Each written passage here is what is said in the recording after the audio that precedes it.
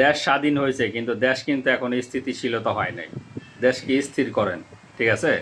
আপনারা যদি একই নিউজ বারবার প্রচারণ করেন তাহলে কিন্তু এদেশে সমস্যা।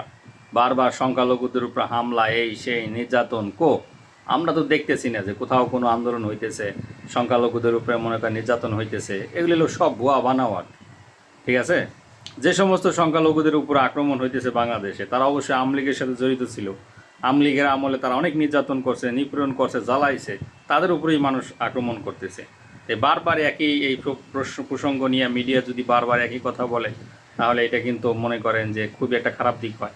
এখন বাংলাদেশকে কিভাবে সুন্দর করা যায় সেই পরিকল্পনা করা লাগবে আমাদের, কারণ আমাদের মাথার উপরে অনেক টাকা ঋণ, ঠিক আছে? দেশকে কিভাবে সুন্দর করা যায় এই ব্যাপার নিয়ে বেশি বেশি সময় দিতে হবে, স্থির স্থির করতে হবে, ঠিক আছে? এখন অবধি পর্যন্ত এই সেই হ্যান ত্যান বক্কর কথাবার্তা আপনারা এগুলি বাদ দিয়ে মূল জায়গায় ফোকাস আসেন। কীভাবে বাংলাদেশের অর্থনীতি ঘোরানো যায় সেই জায়গায় আসেন, কীভাবে এই প্রেক্ষাপটটাকে চেঞ্জ করা যায় সেইখানে আসেন আপনারা।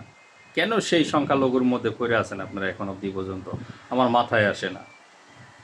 বাইরে সংখ্যালঘু অনেকরাই আওয়ামী লীগের আমলে মনে করেন রসগোল্লা খাইছে, মনে করেন আইসক্রিম খাইছে, মালাই খাইছে, ঠিক আছে, অনেক কিছু খাইছে।